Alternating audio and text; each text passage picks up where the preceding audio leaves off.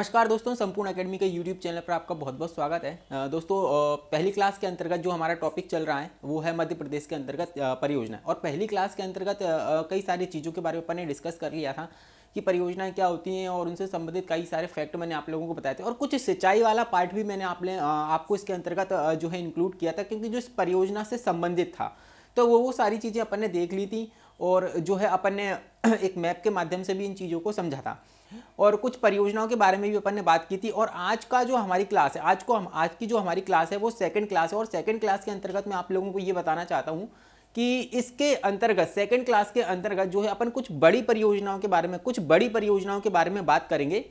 और कुछ एक फैक्ट मैं आप लोगों को बताऊंगा। और कुछ जो है जैसे कि अगर अपन बात करें नदी जोड़ों परियोजनाओं के अंतर्गत अपन एक बात करेंगे। फिर जो है नर्मदा शिप्रा परियोजना, लिंक परियोजनाओं के बारे में भी बात करेंगे और कुछ एक बड़ी परियोजनाओं के बारे में बात करेंगे। फिर अपन क्या करेंगे कि कुछ मध्य प्रदेश के अंतर्गत देखो कई सारी परियोजना है, फिर अपन एक मैप ड्रॉ करेंगे और मैप के माध्यम से आपको जितनी भी परियोजनाएं मध्य प्रदेश के अंतर्गत चल रही हैं पूरा मैप के माध्यम से हम जो है कवर करेंगे उनको। लेकिन कुछ बड़ी परियोजनाएं जिनको इंडिविजुअली तरीके से अपन डिस्कस करेंगे, तो अपन जो है मिलकर डिस्कस करते हैं। तो सबसे पहली जो अपनी परियोजना है, देखो आज की जो सबसे पहली अपनी परियोजना वो क्या है, वो है आपकी नर्मदा घाटी परियोजना। अब देखो नर्मदा घाटी परियोजना देखो एक वृहद परियोजना है, क्योंकि नर्मदा नदी की अगर अपन बात करें दोस्तों ना 3 से 4 राज्यों के अंतर्गत बहती है ना, तो कई सारी परियोजना इसके अंतर्गत आपको देखने को मिलेंगी। तो यहां पर अगर अपन बात करें, देखो अगर अपन नर्मदा घाटी परियोजना की बात करें तो नर्मदा नदी क्रियान्वित भारत की 5वीं बड़ी परियोजना है। नर्मदा घाटी जो परियोजना है वह भारत की एक तो 5वीं बड़ी परियोजना है ना, याद रखना भारत की 5वीं बड़ी परियोजना है। इसके अंतर्गत देखो 29 वृहद मतलब कि 29 बड़ी, 135 मध्यम और लगभग 3000 से लगभग 3000 सिंचाई परियोजना अभी प्रस्तावित भी हैं। आई बात आप लोगों को समझ में? तो मैंने आप लोगों से क्या कहा कि जो नर्मदा घाटी परियोजना है एक तो मध्य प्रदेश जो है आपकी नर्मदा घाटी परियोजना जो है आपकी भारत की 5वीं बड़ी परियोजना, जिसके अंतर्गत जिसके ऊपर देखो 29 वृहद प्रोजेक्ट चल रहे हैं, परियोजनाएं चल रही हैं, 135 मध्यम परियोजनाएं हैं। वहीं अगर अपन बात करें 3000 लघु परियोजना लगभग प्रस्तावित हैं इसके ऊपर, है ना। वहीं अगर अपन बात करें नर्मदा जल विवाद की, देखो मैं बहुत अच्छी चीज़ें आप लोगों के साथ में डिस्कस करता हूं जो हर एक जो है आपको कहीं देखने को नहीं मिलेंगी, है ना। देखो अगर मैं नर्मदा घाटी परियोजना पढ़ा रहा हूं उसका मतलब ये नहीं है कि मैं सिर्फ नर्मदा घाटी परियोजना से संबंधित कुछ चीज़ें ही आप लोगों को बताऊंगा जो नॉर्मली आपको वीडियोस के अंतर्गत मिल जाती नहीं। उससे संबंधित सारी चीज़ों को मैं डिस्कस करता हूं। भले अगर अपन नर्मदा घाटी परियोजना की बात कर रहे हैं तो अब देखो नर्मदा जल विवाद की मैं यहाँ पर बात करता हूँ। देखो नर्मदा जल विवाद को भी मैंने इंक्लूड किया है क्योंकि यहाँ से क्वेश्चन आता है तो आप लोगों को जरूर से जरूर वो क्वेश्चन बनाना आना चाहिए। अब ये नहीं है कि क्या है कि आपको क्या है कि आप जैसे नर्मदा घाटी परियोजना पढ़ लो लेकिन उससे संबंधित चीज़ों को पढ़ने के लिए अन्य पुस्तकों का या सहारा लो या फिर कुछ अन्य चीज़ों से उसको जो है संग्रह करो उसका नहीं। आपको एक संग्रह एक प्रॉपर मिलना चाहिए, है ना। एक प्रॉपर संग्रह मिलना चाहिए कि जहाँ से क्वेश्चन बन रहे हैं वो प्रॉपर एक संग्रह आप लोगों को साथ में मिल जाए। तो मेरी ये सबसे मेन पॉइंट तो यही रहता है कि सारा संग्रह एक तरीके से आपके साथ में समायोजित हो जाए, जिससे क्या हो जाता है कि पढ़ने में आसानी हो जाती है और चीज़ों को इधर उधर खोजना नहीं पड़ता। अब देखो नर्मदा घाटी परियोजना की तो अपन बात ही कर रहे हैं, तो अपन यहाँ पर नर्मदा जल विवाद की भी बात कर लेते हैं। सबसे पहले अगर मैं बात करूँ मध्य प्रदेश, गुजरात, महाराष्ट्र और राजस्थान के मध्य जो नर्मदा जल विवाद चल रहा है ना, नर्मदा विवाद चल रहा था, जिसको सुलझाने के लिए जो है आपका वी रामास्वामी और डॉक्टर अंसारी की अध्यक्षता में जो है 6 अक्टूबर 1996 को नर्मदा जल विवाद अभिकरण का गठन किया गया था। ठीक है, तो अब ये जो जल विवाद चल रहा था किन किन राज्यों के मध्य चल रहा था भाई? नर्मदा जल विवाद किन किन राज्यों के मध्य चल रहा था? मध्य प्रदेश, गुजरात, महाराष्ट्र और राजस्थान के मध्य जल विवाद चल रहा था। अब इसको सुलझाने के लिए कौन सी जो है आपकी कमेटी बनाई गई थी? तो जो है एक वी रामास्वामी और डॉक्टर अंसारी की अध्यक्षता में 1996 को जो है नर्मदा जल विवाद अभिकरण का गठन किया गया था, जिसका क्या काम था कि भाई इनके बीच जो जल से संबंधित जो भी विवाद हैं उनको क्या करेगी, ये सुलझाएगी, है ना। नेक्स्ट पॉइंट की अगर अपन बात करें तो नर्मदा बचाओ आंदोलन की बात करते हैं। यह नर्मदा बचाओ जो आंदोलन है 1985 से स्टार्ट किया गया था। कब से स्टार्ट किया गया था? 1985 से स्टार्ट किया गया था। और इसका एक क्वेश्चन जरूर से जरूर ये बनता है कि इसका नेतृत्व किसके द्वारा किया गया था? तो भाई जो आपकी समाज सेविका थी मेघा पाटकर। और ये मेघा पाटकर वाला क्वेश्चन आपको बहुत ज्यादा मात्रा में देखने को मिलेगा, विभिन्न एग्जाम में इसको पूछा जाता है और ये रिपीट होता रहता है ना। अब यहाँ पर अपन बात करें, देखो अपन ने किसकी बात की, देखो नर्मदा बचाओ आंदोलन की भी बात की। तो नर्मदा बचाओ आंदोलन जो है 1985 से स्टार्ट किया गया था, जिसकी प्रमुख नेतृत्वकर्ता कौन थी, मेघा पाटकर थी, जो कि एक समाज सेविका थी, है ना। तो यहाँ पर अपन ने 3 चीजों के बारे में डिस्कस कर लिया है।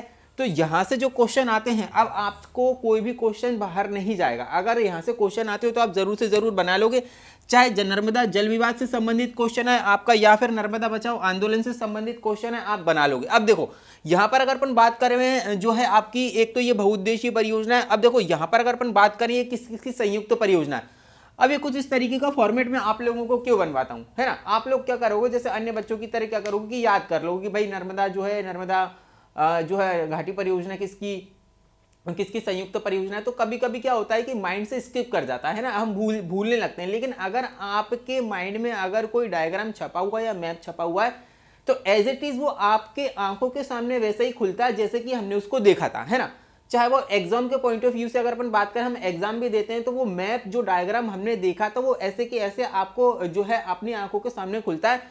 आपको सीधी की सीधी चीजें दिखाई देती है कि अगर अपन ने कोई मैप देखा, जैसे अगर अपन बात करें यहाँ की, तो आपको महाराष्ट्र, गुजरात और राजस्थान और मध्य प्रदेश की संयुक्त परियोजना को जो मैंने मैप बना रखा है यहाँ पर, अब आप कभी भूलोगे नहीं और आप इसको देख लोगे और बना लोगे तो कभी भूलोगे नहीं कि ये किस किस की संयुक्त परियोजना है। और आप लोगों को इतना ज्ञान तो हो गया, देखो मैंने नदियां भी पढ़ाई थी और आप लोगों को ये भी पढ़ाया था कि मध्य प्रदेश के नर्मदा किस किस राज्यों से होकर बहती है। अब जहां पर बहेगी जल विवाद भी वहां पर ही होगा। आई बात आप लोगों को समझ में। अब देखो मध्य प्रदेश, राजस्थान, गुजरात और महाराष्ट्र, है ना, ये आपकी 4 राज्यों के अंतर्गत ये संयुक्त परियोजना है। तो याद रखना, नर्मदा घाटी परियोजना 4 राज्यों की संयुक्त परियोजना है। ये चीजें आप याद रखोगे, आपके एग्जाम के पॉइंट ऑफ व्यू से इंपॉर्टेंट चीजें हैं। तो आइए अपन आगे बात करते हैं। देखो अब बात करते हैं अपन सरदार सरोवर परियोजना की और बाणसागर परियोजना की। ये देखो अभी अपन बड़ी बड़ी परियोजनाओं की बात कर रहे हैं, जिसके अंतर्गत कुछ फैक्ट और कुछ चीज़ें मैंने इंक्लूड की हैं और एग्जाम के पॉइंट ऑफ व्यू से बहुत इंपॉर्टेंट है, तो अपन उन पर चर्चा करेंगे, है ना। और जैसे कि मैंने आप लोगों को बताया है कि अपन कई परियोजनाओं पर बात करेंगे जिनकी अपन एक मैपिंग करेंगे, उसके माध्यम से सारी की सारी चीज़ें कवर हो जाएंगी। तो देखो अब सरदार सरोवर परियोजना की अगर बात करें, ये बहुत इंपॉर्टेंट परियोजना है और सबसे ज़्यादा ये क्वेश्चन यहाँ से आते हैं। एक बाणसागर परियोजना मोस्ट इंपॉर्टेंट है और बहुत फेवरेट है व्यापम और पीएससी की, है ना। तो ये क्वेश्चंस आते हैं बाणसागर परियोजना और सरदार सरोवर परियोजना से क्वेश्चन बहुत ज्यादा मात्रा में आपसे आते हैं। कई एग्जाम में आप देखोगे तो कई सारे एग्जाम के अंतर्गत यहाँ से क्वेश्चन आपने को देखने को मिलेगा। देखो अगर अपन बात करें सरदार सरोवर परियोजना की, देखो इसका जो शिलान्यास किया गया था, इसका मतलब कि जो इसकी नींव रखी गई थी वह पंडित जवाहरलाल नेहरू द्वारा रखी गई थी। और 5 अप्रैल 1961 की अगर अपन बात करें, 5 अप्रैल 1961 के अंतर्गत पंडित जवाहरलाल नेहरू द्वारा, है ना, पंडित जवाहरलाल नेहरू द्वारा इसकी नींव रखी गई थी। वहीं अगर अपन बात करें इसकी कुल विद्युत उत्पादन क्षमता की, तो 1450 मेगावाट विद्युत उत्पादन इससे किया जाता है, जो कि किसके अंतर्गत बटा हुआ होता है भाई, इन चारों के अंतर्गत ये बटा हुआ होता है। तो अगर अपन बात करें कुल विद्युत उत्पादन क्षमता की, तो भाई 1450 मेगावाट की उत्पादन क्षमता है इनकी। और 2017 के अंतर्गत जब इसका कार्य पूर्ण कर लिया गया था, इसका निर्माण पूरी तरीके से कर लिया गया था, तो इसका उद्घाटन पीएम नरेंद्र मोदी ने 2017 के अंतर्गत किया था, है ना। वहां पर अपन एक बात बताऊं तो किस किस की संयुक्त परियोजना, ये देख लो। अगर अपन संयुक्त परियोजना की बात करें तो देखो संयुक्त परियोजना किस किस की है भाई, राजस्थान है, गुजरात है, महाराष्ट्र है और मध्य प्रदेश, इस 4 की संयुक्त परियोजना। सरदार सरोवर जो परियोजना है किस किस की संयुक्त परियोजना है, एक तो राजस्थान की है, गुजरात की है, महाराष्ट्र की और मध्य प्रदेश की, ये 4 राज्यों की आपकी संयुक्त परियोजना है। अब वहीं अगर अपन बात करें बाणसागर परियोजना की, देखो बाणसागर परियोजना बहुत इंपॉर्टेंट है, ये सोन नदी पर है ना। ये बाणसागर जो परियोजना है ये सोन नदी पर है। और सरदार सरोवर परियोजना की अगर अपन बात करें तो ये नर्मदा नदी के ऊपर आती है, याद रखना, है ना। सरदार सरोवर परियोजना आपकी नर्मदा नदी के ऊपर आती है और बाणसागर परियोजना की अगर अपन बात करें सोन नदी के ऊपर आती है। अब देखो अगर अपन बात करें बाणसागर परियोजना आपकी मध्य प्रदेश के शहडोल जिले के देवलोन के अंतर्गत स्थापित की गई है। बाणसागर परियोजना मध्य प्रदेश के शहडोल जिले के अंतर्गत स्थापित की गई है, सोन नदी पर है। इसका जो निर्माण कार्य किया गया था, इसका निर्माण प्रारंभ किया गया था 1978 से 1978 से यह निर्माण इसका प्रारंभ किया गया था, जबकि 2006 के अंतर्गत इसका निर्माण कार्य पूर्ण कर लिया गया था। याद रखना, इसका निर्माण 1978 से किया गया था और 2006 के अंतर्गत इसको पूर्ण कर लिया गया था। अब देखो सर, जो है आपका बाणसागर परियोजना के अंतर्गत ये किस किस की संयुक्त परियोजना है वो देख लेते हैं। देखो अगर अपन बात करें, ये मध्य प्रदेश, यूपी और बिहार की संयुक्त परियोजना है। अगर अपन बात करें किस किस की संयुक्त परियोजना है, ये मध्य प्रदेश की, यूपी की और बिहार की संयुक्त परियोजना है। अब देखो इसमें जो जल का बंटवारा होता है, इसके अंतर्गत अपन जल बंटवारे की अगर अपन बात करें तो 2:1:1, मतलब कि 2:1 मतलब कि 2:1:1 के जो है रेशो में इसका जल का बंटवारा होता है। अगर अपन कुल विद्युत उत्पादन की अगर अपन बात करें तो कुल विद्युत उत्पादन जो है आपका 425 मेगावाट है। इससे जो विद्युत उत्पादन किया जाता है 425 मेगावाट का विद्युत इसमें उत्पादन किया जाता है। तो देखो बाणसागर परियोजना सोन नदी पर है और बहुत ज्यादा यहाँ से क्वेश्चन आते हैं, है ना। अब देखो मैंने जब नदियां पढ़ाई थी तब भी आप लोगों को पढ़ाया था कि भाई शहडोल से निकलती है सोन नदी और सोन नदी पर ही यहाँ पर शहडोल के अंतर्गत आपकी बाणसागर परियोजना भी स्थित है। तो नदियों के अंतर्गत भी मैंने ये चीजें आप लोगों को बताई थी, है ना। अब आगे अगर अपन बात करते हैं तो एक परियोजना आपकी देखने को मिलेगी आपको, बावनथड़ी परियोजना। अपन उसकी चर्चा कर लेते हैं।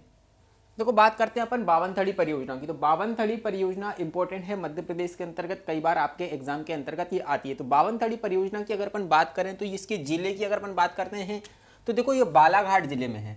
कहां पर है? बालाघाट, बालाघाट जिले के कटंगी तहसील में, कटंगी तहसील के अंतर्गत है।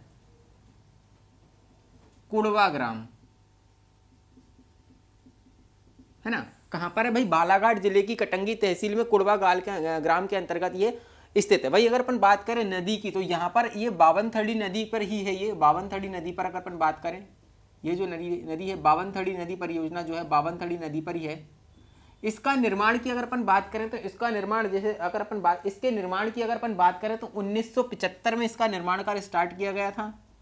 उस 1975 में इसका निर्माण कार्य जो है स्टार्ट किया गया था। वही अगर अपन बात करें 2012 के अंतर्गत पूर्ण किया गया था।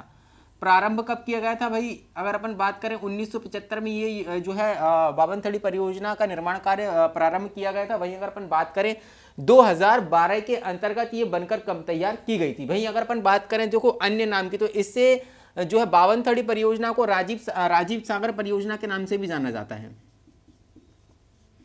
राजीव सागर परियोजना के नाम से भी इसे जाना जाता है ना। वहीं अगर अपन बात करें देखो अन्य नाम की अगर अपन बात करें तो राजीव सागर परियोजना के नाम से भी इसे जाना जाता है। यह मध्य प्रदेश एवं महाराष्ट्र की संयुक्त परियोजना है। ये मध्य प्रदेश एवं महाराष्ट्र की संयुक्त परियोजना, ये याद रखना। और अगर अपन जिले की बात करें तो ये बालाघाट जिले के अंतर्गत आती है। ये आता है आपका बालाघाट, ये बालाघाट जिले के अंतर्गत आती है, याद रखना, है ना। अगर अपन बात करें नदी की तो बावनथड़ी नदी है, निर्माण 1975 से प्रारंभ किया गया था। 2012 के अंतर्गत ये पूर्णतः बन के कंप्लीट हुई थी। वहीं अगर अपन बात करें अन्य नाम की तो राजीव सागर परियोजना के नाम से भी इसे जाना जाता है ना। तो ये बहुत सारी चीजें अपन ने अभी डिस्कस की हैं जो है बावनथड़ी परियोजना से, है ना।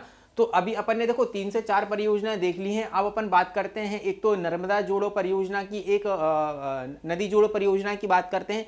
फिर अपन जो है नर्मदा शिप्रा लिंक परियोजना की बात करते हैं। तो 2 चीजें और अपन को अब इसमें देखनी है। फिर उसके बाद अपन मैपिंग करेंगे और मैपिंग जो है बहुत शानदार तरीके से करेंगे, जिसके अंतर्गत जितनी भी परियोजनाएं अभी सबकी सब अपन एक एक करके डिस्कस उसके अंतर्गत कर लेंगे। और मैप के माध्यम से क्या होगा कि जितनी परियोजना मध्य प्रदेश के अंतर्गत चल रही हैं वो सारी की सारी परियोजना इंक्लूड हो जाएंगी। ये ऐसी परियोजना थी, ये जो वृहद परियोजना है उनके बारे में अपन ने चर्चा की थी, है ना। तो जिसके अंतर्गत कई सारे फैक्ट अपन ने यहाँ पर कंप्लीट किए हैं। तो अब अपन देखते हैं ऐसी 2 और चीज बची है, वो अपन और देख लेते हैं। अब देखो इसमें 2 चीजें और अपनी बची हुई हैं। एक तो नदी जोड़ो परियोजना बची हुई है और एक आपकी नर्मदा शिप्रा लिंक परियोजना, है ना। और यहाँ से क्वेश्चन आपका पिछली बार आया हुआ है। और नदी जोड़ो परियोजना की अगर अपन बात करें, देखो अपन 2 चीज़ों और देख लेते हैं, यहाँ से क्वेश्चन बनते हैं। क्योंकि देखो भारत में नदियों को आपस में जोड़ने के लिए सबसे पहले जो विचार रखा गया था वो किसके द्वारा रखा गया था? मद्रास प्रेसिडेंस के मुख्य अभियंता आर्थर कॉटन ने रखा था। अब ये क्वेश्चन एग्जाम में बनने लायक है ना। वो क्वेश्चन पूछ सकता है कि भारत में नदियों को आपस में जोड़ने का सबसे पहला जो विचार किसके द्वारा रखा गया था? तो आर्थर कॉटन के द्वारा रखा गया था। ये आपकी एग्जाम में क्वेश्चन बन सकता है। ये बहुत ही मूल्यवान क्वेश्चन है ना, और याद रखना इसको।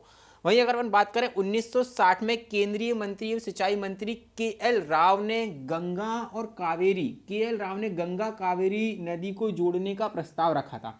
आप लोगों को ये दोनों ही पॉइंट याद रखने कि सबसे पहले विचार किसके द्वारा रखा गया था? तो आर्थर कॉटन के द्वारा रखा गया था।